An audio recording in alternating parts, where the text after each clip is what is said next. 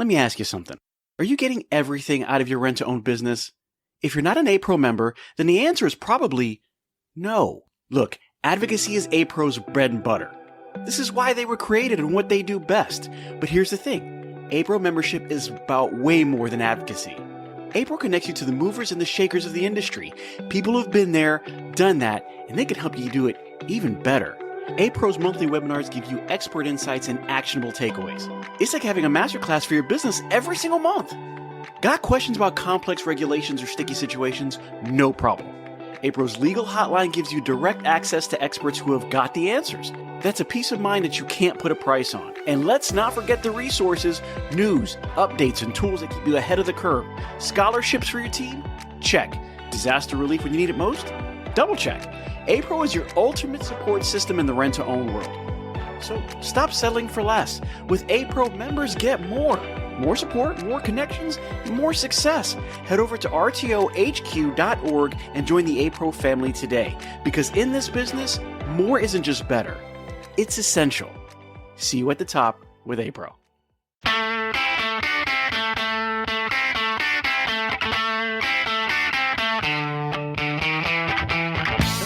Welcome to the RTO Show. I'm your host, Peter Shau. Today, we are talking to another legend, a huge name in the business who's been doing this for absolutely years and years and years. But we're going to go to a different side a little bit. We're going to talk about the TRIB side, the rental industry buying group, with one of the people who's been doing it for, I don't know, almost the longest, I would imagine. Dennis, you've been doing this for a long time, right? Yeah, Peter Shau. I've actually been the executive director here at TRIB for 25 years now. Actually about 25 and a half. And realistically, right before that, as a buyer out there for one of the rent-to-own companies, we were actually members of TRIB. And I served on the board of directors for 4 years prior to me taking the full-time job here. So yeah, I've been around TRIB a long, long time now. So when we say a long time, we're talking about a long time. Dennis Shields from TRIB, 25 years. I couldn't imagine all the things that you've seen since then. That's about the year 2000, right? That was exactly right. Came here in May of 2000. So talking about the rental industry buying group, this is something that's so important to what's going on right now. It doesn't play any bigger of a role than it does now, right? But what started that? When we're talking about Dennis Shields, we're talking about TRIB, we're talking about years and years ago, there was a starting point. When did TRIB actually start? TRIB actually started back in 1983. And it started by a handful of rental dealers that was kind of friends in the industry, kind of got together and says, we need to start pulling together instead of me with 3 or 4 stores, you with 1 store. Let's pull our resources together and put 20, 25 stores together and go out to the vendor community and see if we can get better deals or back-end money or rebates or whatever. So that's where it started from, with just a small handful of dealers back in 1983. So 1983, the buying power was a little bit different. Now how many, I wouldn't say companies or how many locations, how many owners are a part of TRIB now that they changed the buying power from 25 to how many ever we have today? We're sitting at 198 member companies right now. Wow. So, and obviously they have anywhere from 1 store up to almost 100 stores, so it's a wide range of membership out there. So the membership now comes together and says, instead of buying for 1 store or 2 store, the idea is we're going to buy this in bulk for an industry. And then from there, it goes out to the dealers that decide to buy. Yeah, we don't actually do any of the buying here at TRIB. Pete, what we do is set up programs with all the manufacturers or distributors or servicers across the country. So let's take a Whirlpool or GE or an Ashley Furniture. What we do is set up programs that may have special pricing, may have special terms, may have special minimums for order. Most all of them have rebate programs that come back at the end of the year. So that's what we do here in between the membership and the vendors, is putting those programs together. Then all of our members still buy directly from those manufacturers or distributors. Okay, so you find out what it's necessary to get the deals and then kind of put the two together. Exactly. And every vendor or every distributor out there has a hot button. They may give us better terms or they may give us lower minimum ship to requirements than the normal retailers or other people out there. So you've got to figure out what those hot buttons are. And you just keep asking and asking and asking for more till they say no. And then that's where you end up with your program. And we go through this process every year with every vendor. So when we first started, when TRIB first started, 1983, we're going to back it up a little bit. There were 25. We put that team together and they say, okay, together we're going to make this buying group a little bit easier for the rent-to-own industry. But I remember back in some of the stories that I've been told that back in 1983, kind of going forward, maybe to the early 90s, that there were some vendors that just, they didn't understand what was going on in rent to own. They didn't understand what this niche was and how the customer, what that was available to them was different than the customers they had. And they were kind of reluctant to do business with rent to own. What were some of the challenges and some of the hurdles that we needed to get over as a buying group back then to be able to use some of these name brands? Pete, that's an ironic question because we still face that today with some suppliers. Oh, yeah, yeah. Rent to own, we still buy the same product. We still buy the same washers and dryers and the TVs and the furniture that retailers do. But a lot of these upper management people from all of these companies going all the way back to 83, 84, 85, early 90s, even up till today, do not understand our mode of operation in rent to own. And some of them, unfortunately, still have a little bit of a distaste for our industry, which should be totally wrong because we're such a great industry out there and we buy a lot of product. But yeah, we still face that today. So you have to just keep educating them over and over and over. And as a new personnel comes on at some of these big companies, here you start from the bottom, re-educating them again. Do it again. So then let's turn it around. We did have some, we do face this as a group, as an industry. TRIB is still facing this today, and we're 40 years later. What are some of the groups that came out of this? What are some of the vendors that came out of this that actually maybe been a little bit slow to start, ended up being almost like the champions of the vendors today? Some of the higher end cream of the crop, like Ashley, for instance. Now I know Ashley was very much on board since early on, but they emerged to be one of the people that we use probably the most. And I wouldn't say the most, but they're always on the top of the list of the things that we buy, all the furniture, case goods and such. What are some of the other vendors that came out, he said, well, I'm not sure I'm all in. We are part of rent to own. Great question. I'll kind of do this in two parts. Whirlpool came on board real early and was real supportive. They had a guy in the upper management that understood our industry, so they grasped it. On the other hand, now this goes back a way because they're not around anymore, but RCA, they did not grasp our industry for a long, long time. And they toyed with us, they played in our arena, but they never looked at us as a big, big player. I'll quote a thing from what Tim Shannon, who was at RCA Thompson for a long, long time back in the 90s. He says, the rent-to-own industry is just not big enough for us. No, I mean, we're knocking on, $9-10 billion industry. It's not big enough. That's terrible. Exactly. That's the way we look at it because we think we're a player. So that was just two instances. And as things rolled along, of course, Ashley, as you said, they started out a much smaller company with the Wanix, and they sold us a lot of dinettes and occasional tables in the very early years. Then as they progressed and started doing upholstery, then motion groups and nicer bedrooms. So they have really grown into the business and really grasped our business. They understood.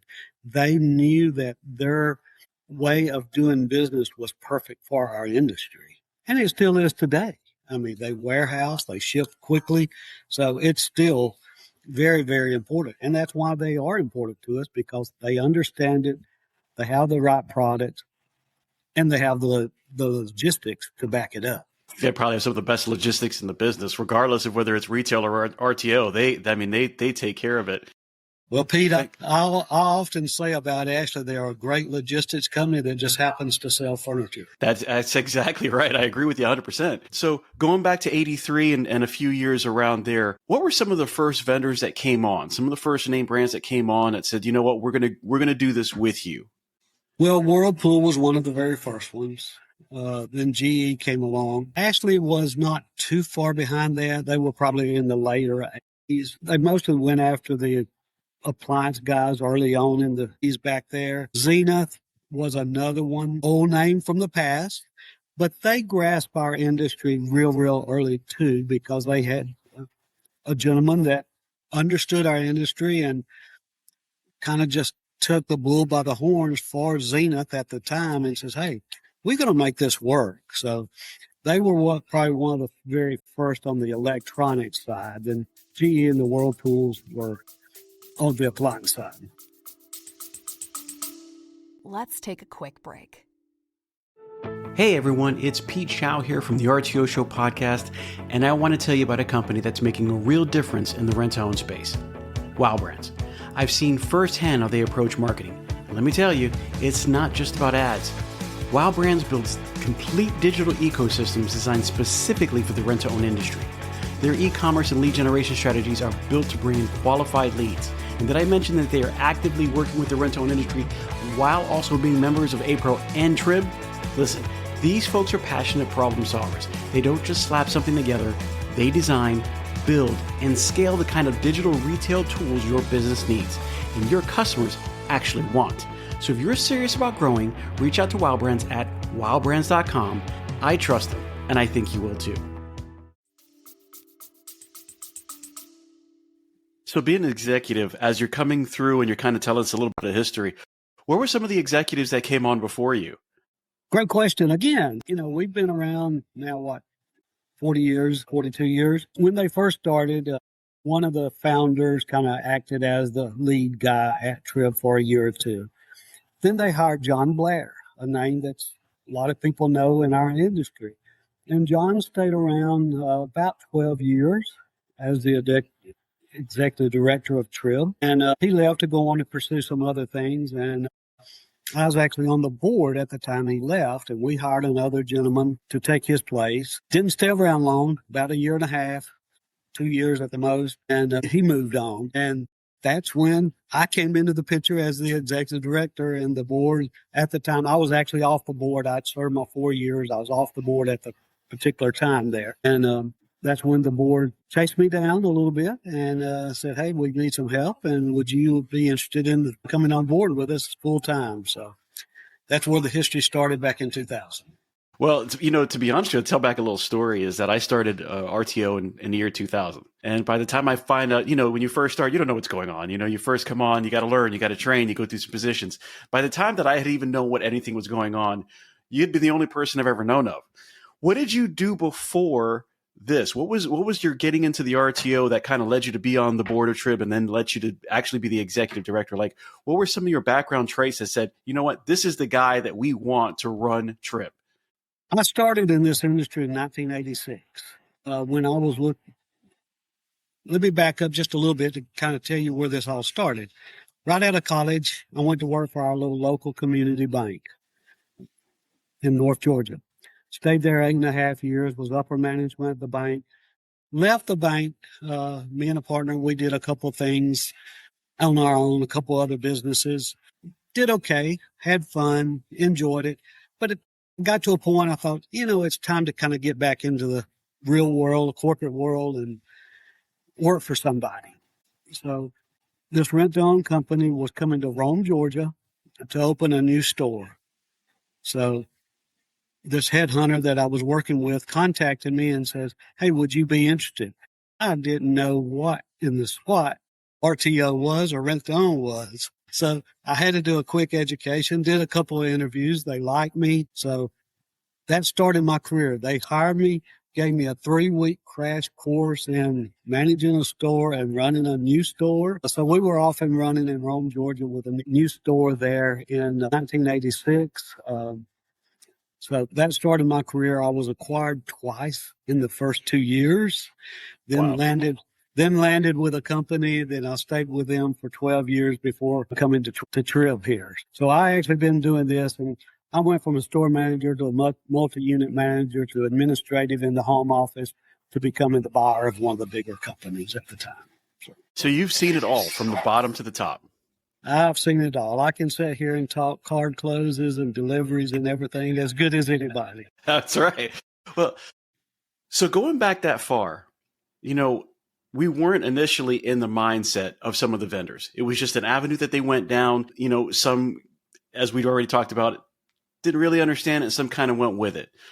As far as rent to own is concerned, because you do understand the other side of it, the operation side of it, we're a little bit different, right? Sometimes the warranties on those items are a little bit different because you're usually thinking this is one person. One person comes in, or one family, or whatever the case is, they come in, they buy it, it's theirs.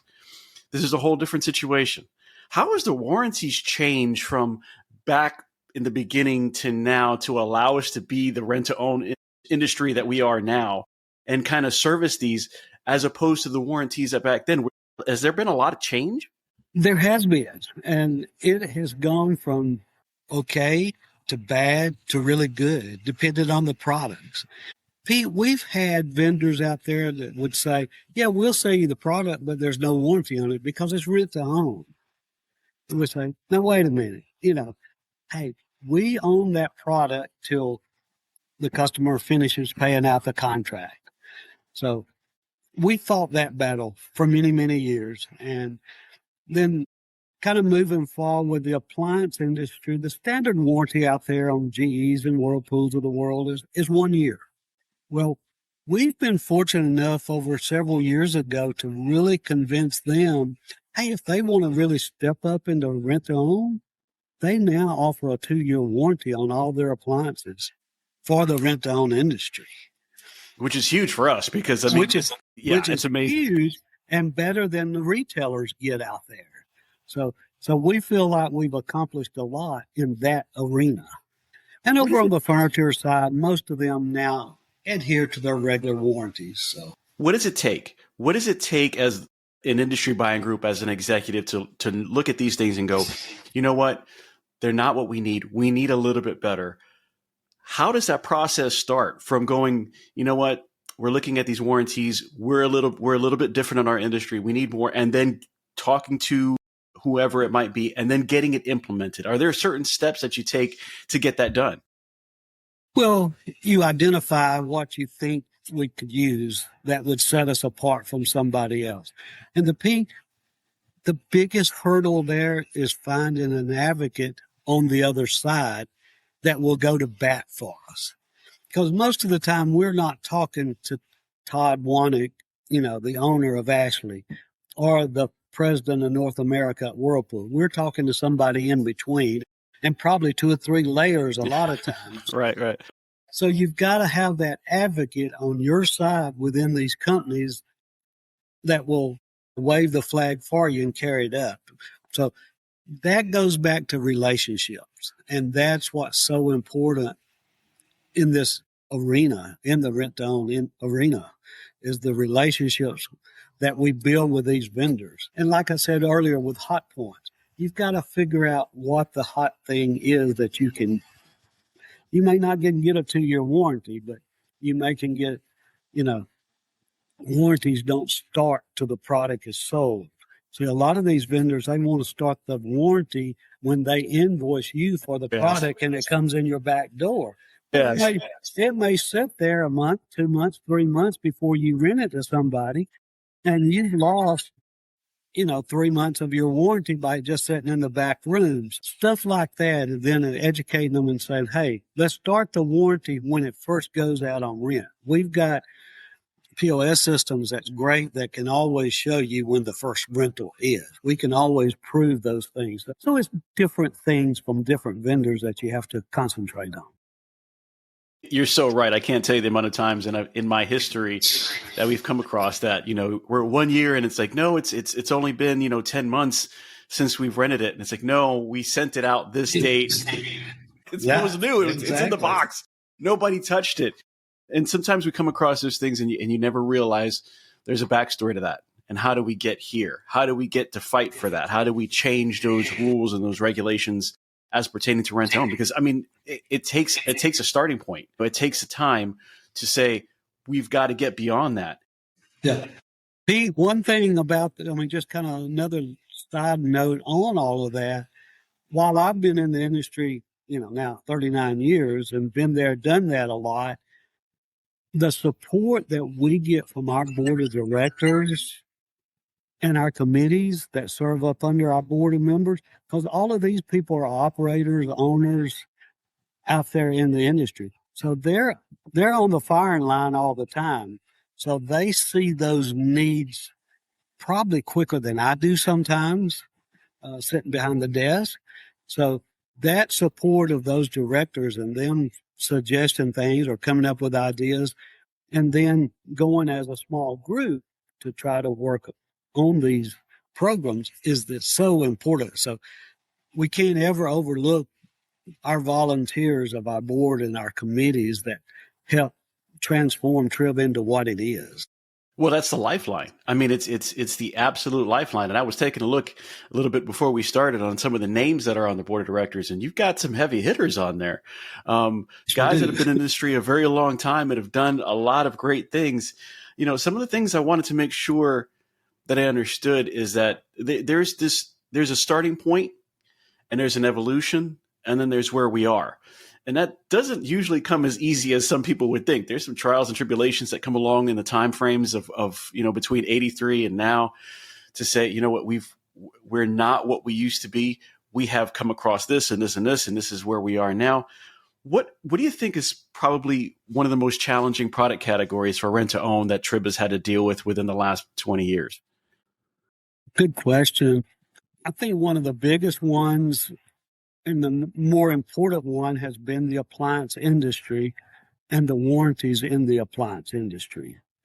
Then, of course, flipping over to the furniture, or not furniture, but the electronics, especially the TV category. We've seen that category change over many, many years, from old tube TVs to projection TVs to, you name it, up to now to the nice flat panels that we have. So that industry has definitely changed. And as it changed, it has changed the dynamics of that business also. TVs used to break down a lot more than they did, especially in the old tubes and the projection TVs. Now, flat panel TVs, they don't break down much. So we've seen that TV business certainly change because of the new technology and pricing also, but basically the technology that's out there in TV. So that's probably been the biggest evolution of any product category. Appliances, yes, while they get better technology and some of the nicer, your opening price point washers and dryers are still pretty similar to what they were 40 years ago. So that has not evolved as much as the TV business. I remember the tube TVs, and then we started going to the rear projections, and then they got a little smaller with the DLPs. And then somebody said, plasma was a great idea, and we moved to plasma. And then the LCDs came out, and then the LED LCDs came out, and now we've got 100-inch TVs that are, it's crazy because the price of a rear projection TV now is almost the same as a 100-inch LED, LCD. You've got this 4K TV that can pretty much do anything that you need it to do, stream, basically any football game, any game on TV. You can stream movies from what it used to be to what I remember. We couldn't really get TVs that much. We had like two selections of TVs. It was like the TVs, and then we had the TVs and the huge consoles that were built in that we kind of delivered as well. So, going back a little bit, but, talking about moving up the line and the differences, not only in technology, but the sizes and stuff. How has technology made a difference in the world of TRIB and the difference between the vendors and what we do now? There's a lot more technology involved. How has that affected how things have worked at TRIB and our relationship with our vendors? Pete, it all started changing. As these manufacturers started changing and adding more technology to it, but it all started with these little things right here. Phones are huge. Phones. So the technology in phones and the immediate gratification of using that phone and what have you. So all that technology there has just morphed over into the TV, the electronics, even the higher end washers and dryers and refrigerators. I mean, holy cow, you can go on your phone now and see what's in your refrigerator that you might need to replace when you're at the grocery store. So, but it all started with phones, with Samsung, LG phones. And then that's what the younger consumer was used to. So that technology from Samsung and LG phones back in the days has just brought the other categories up multiple layers. What was that starting around 2010, 2013? Oh, probably somewhere around there, 10, somewhere 10, 12. Yeah. So, I mean, there's an obvious evolution that I couldn't even begin to understand. I mean, the differences and all the changes. Has our relationship with vendors changed throughout these last 40 years that have become to a point where on the other side, did they decided rent to own, or they were in rent to own, they decided they didn't want to be in rent to own? Where are some of the trepidations that they have? What do you think is causing them or some companies to say, I just don't think this is for us. This is not our direction. You know, most of them has, on the appliance side, most of those people have stayed pretty true to the rent to own and care about it and really buy into it. The electronic side, while we have great relationships with the product from LG and Samsung, we now don't have the great relationship with those companies at the top. They have elected to go away, and it's fine. It works perfectly.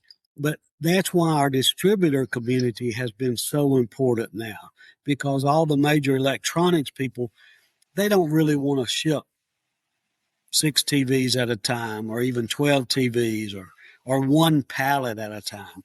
They want to sell truckloads to people. So that's why the distributor community now, you know, such as CNL or Rourke or those guys, they've come into play now. And all of our electronics come from a distributor now. We don't have a direct program with any electronics company or a shipping direct. That has changed.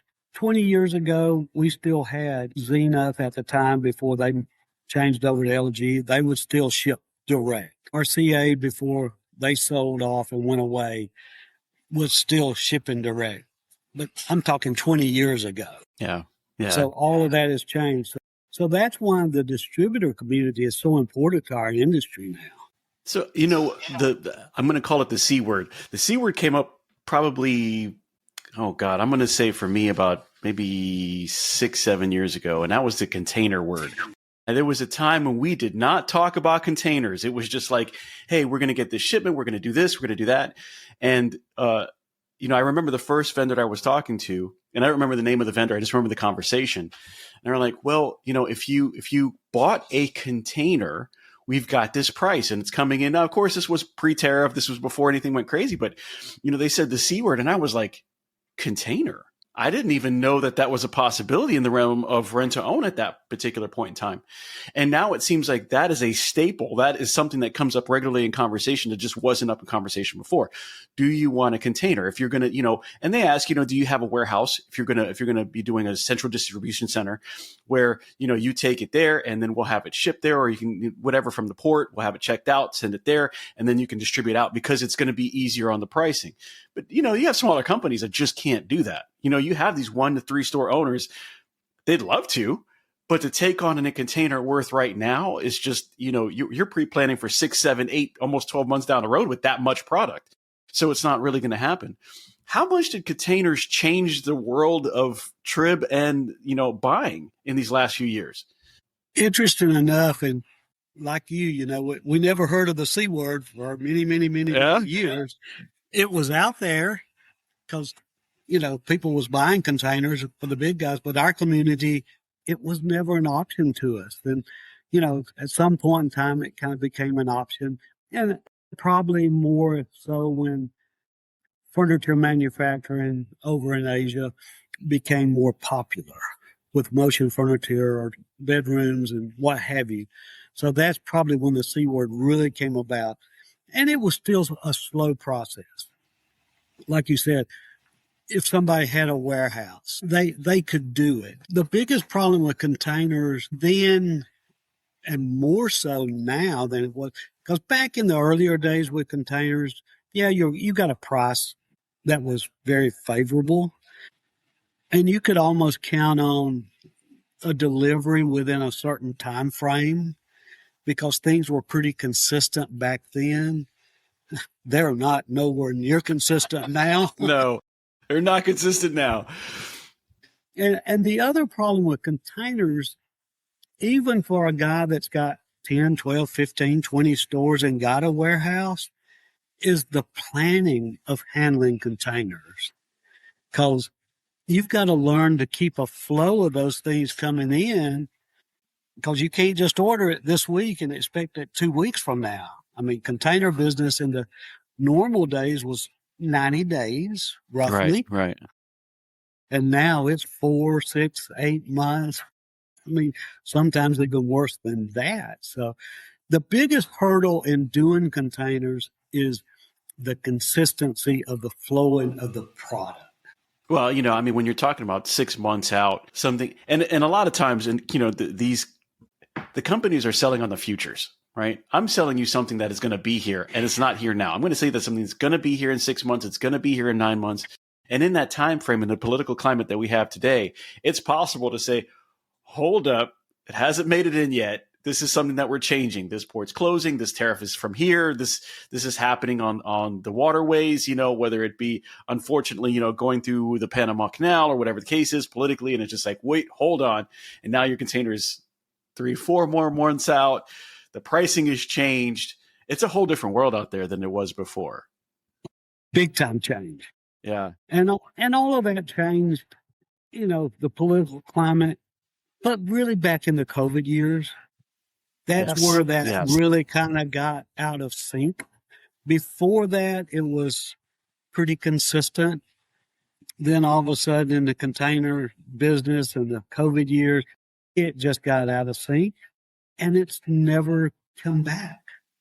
Yeah. Well, I think it's changed the world. COVID has literally changed the world. And I would say rent to own before then, considering where I thought it was. And then afterwards, like you said, the phone situation, there's a lot more ordering on the phone. There's a lot more online.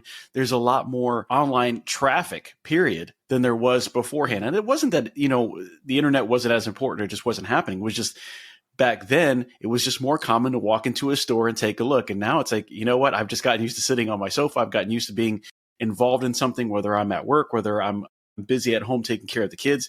I have this ability to kind of search 3 or 4 showrooms in the next 20 minutes without stepping foot in my car.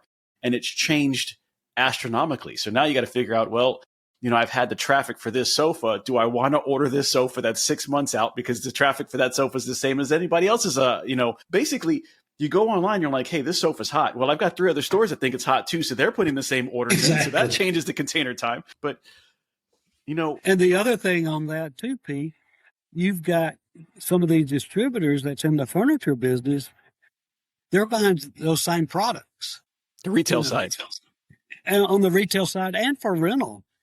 So you say, yeah, this is a hot sofa. I want to buy a container full of those.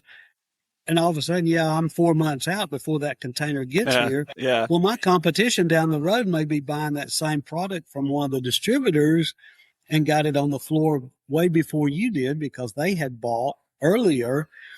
And so that's where the distributor container business really gets a little bit messy, I'd say.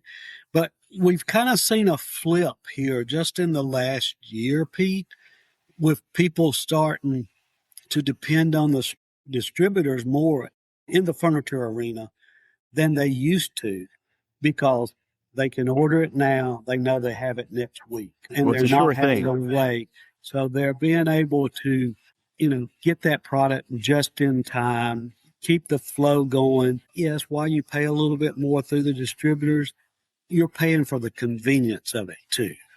So we're seeing less containers being ordered and more people buying through distributors on the furniture side now than we have in the past several years. Talking about distributors, what's TRIB's relationship with the distributors? Has it always been the way it is now, or did that come into sync over a period of time? For the most part, the distributor community came into play with us really about 20, 25 years ago, to be honest with you. As some of these electronics distributors started pushing their products into distributors versus shipping us direct. Of course, one of the appliance brands out there, Crosley, they've always been a distributor-focused company. So all their product come through distributors. So that distributor community has always been out there. Well, and what that distributor community started seeing as they were selling Crosley appliances to us, well, wait a minute. These guys also buy TVs, they buy furniture. So you started seeing them expanding their offers, which helped a whole lot because somebody now can buy from the distributor and buy a couple of appliances, a couple of living room suites, a bedroom suite, what have you. So the distributors have really become a very important partner of ours. I agree. I agree 100%. So talking about what we came from to where we to, the idea of the vendors, the distributors, the evolution, the technology, what do you think got some of the vendors to understand that, some people with either not favorable credit or no credit at the time went from I don't know if that's what I want to do to, that's an entire industry that I want to support. What made them change their mind throughout the years? Now, I know that TRIB has played always a big role in that, especially with some of the people that are on their board that I've seen that, will advocate for the business. And John Blair is actually a huge part of this show. Actually, he's somebody that reached out early on, and I love him to death, a great supporter. But what do you think was a turning point for some of them to go, you know what, we've put this out there as this is not as favorable as we think, to realizing if we help this industry grow, we will grow with this industry, almost hand in hand. Like you said, Ashley, I mean, it's one of those things where they started on early on and look at where they are now. I mean, there's a showroom on every corner that you can see, every showroom that you go to. And it doesn't matter which vendor that you are. It doesn't matter which rent-to-own dealer you are. Almost every rent-to-own dealer has got a few Ashley sofas right when you walk in through the door. They've got their case goods. They've got their dining rooms, their bedroom sets. I'm not saying that they're the only brand, but I don't care which rent-to-own store you go into. You're going to see an Ashley product in there. In those situations, what made you think they went, you know what, this is going to be a very sketchy call to let's feed them, let's feed the beast? Pete, it goes back to some of the people that was involved in TRIB, whether it be, John, when he was an executive director here, or on into my tenure here, as well as some of the board members. Just keep pounding on some of these vendors.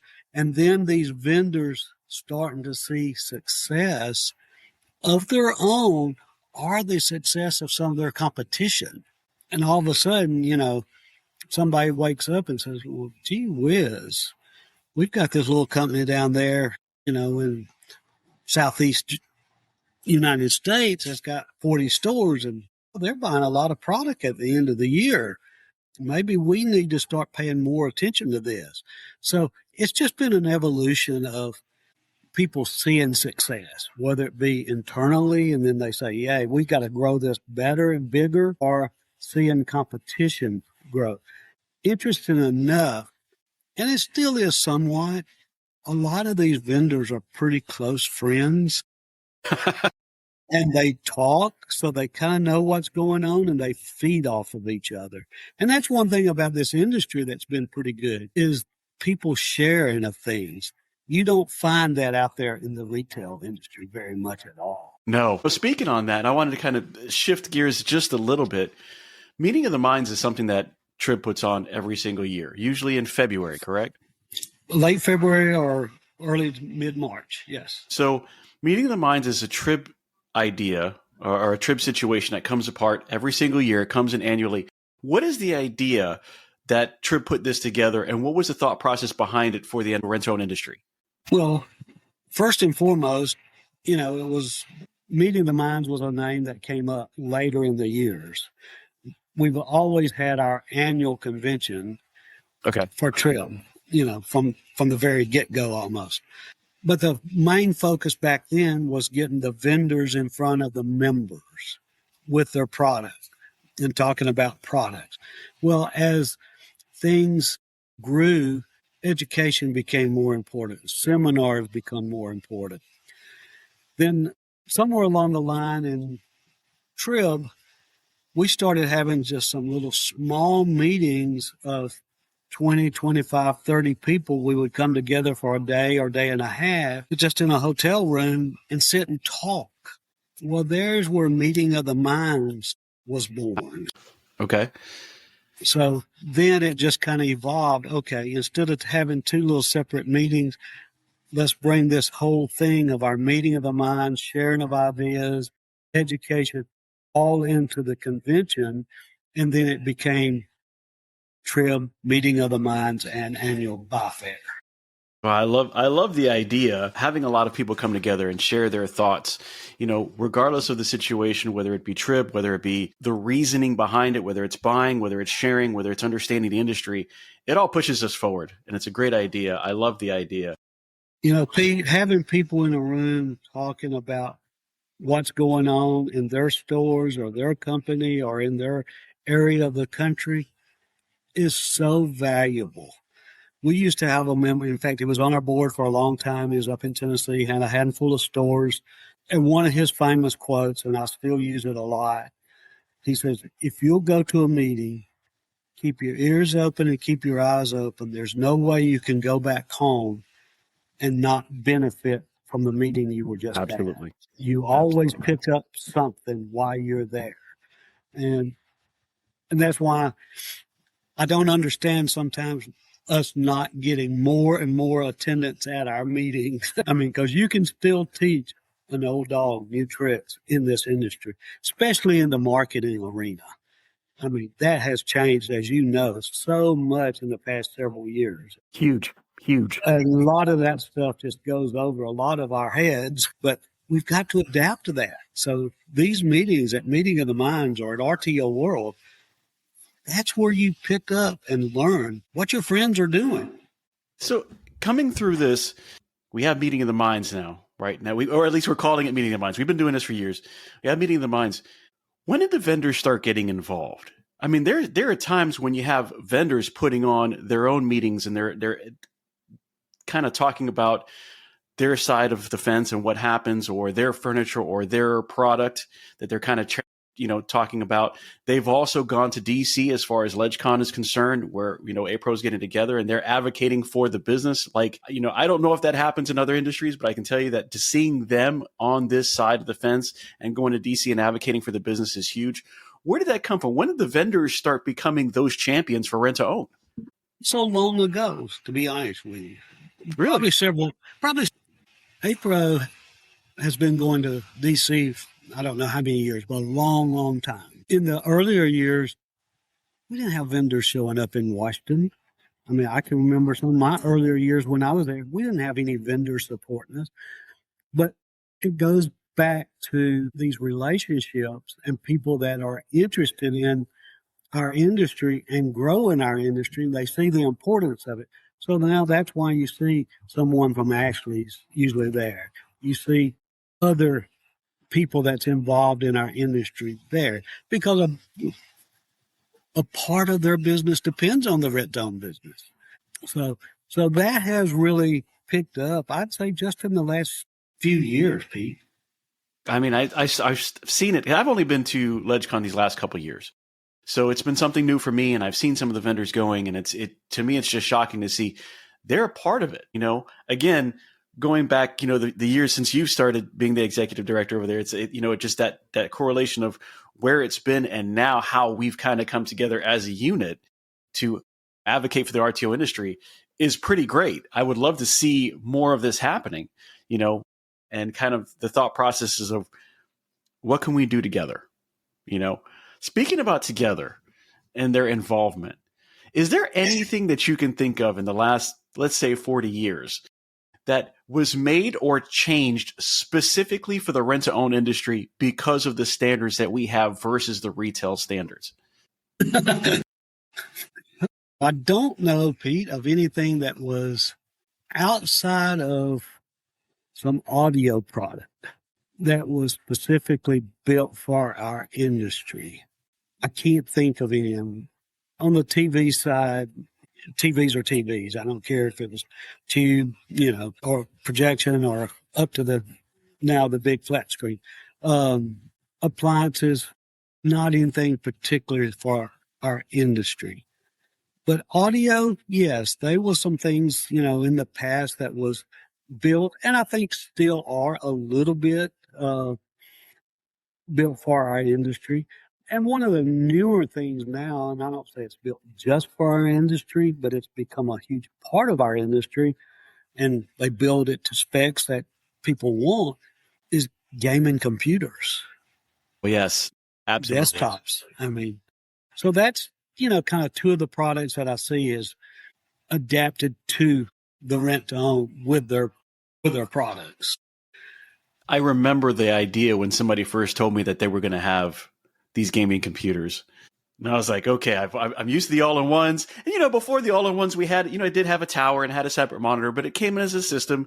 It wasn't as customizable. It was nowhere near as strong as it is now. When you're talking about the amount of specs that it has in it, the amount of memory, the processor, the ability to have a few gigs of memory versus 500 gigs of memory. I remember that, that was a thing. And now it's a double and quadruple. The speed, the NVMEs, the size of the monitors have absolutely grown from, I remember, you had a 15-inch or a 17-inch monitor, and a huge monitor was like a 19-inch monitor. And now it's like they come with standard with 27-inch monitors, or you have the wide ones that are, like 32 inches wide. And, the video cards that can actually play something at 4K resolution and maybe a little bit higher, depending on what you're playing, what you're gaming with. Some of the laptops that came out, I said, it's a laptop, right? Now it's like you got these 17-inch Alienware laptops or MSI that come out, and you're like, what is this? And it's packed in this little shell. But the computing power is ridiculous. Watching those come out, from where it used to be to where it is, it's just amazing. And ironically, you use them, Yeah. Ironically, our consumer that's coming into the stores for gaming computers, they know what they're doing too. Oh, yeah. They want those heavily spec machines. So that's why people's got to buy those. That's built for that, because the consumer, even in the rent-own store, they know what they're doing with that product. Well, those AAA games, they're not easy. You're not just going to stick that in anything and it's going to play right. It takes a machine, it takes a rig to run it. And boy, you're right. If they walk into the store and you don't have the right one, they're going to tell you. They'll almost educate you on what you don't have right. It's exactly. They will. Sometimes they're much more educated than our salespeople on the floor.